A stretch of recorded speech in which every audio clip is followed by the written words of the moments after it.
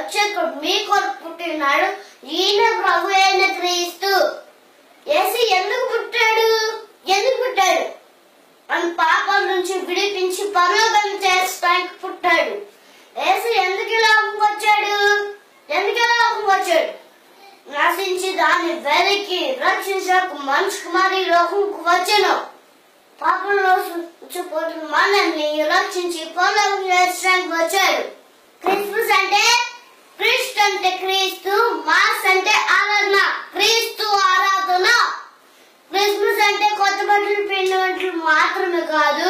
Christmas అంటే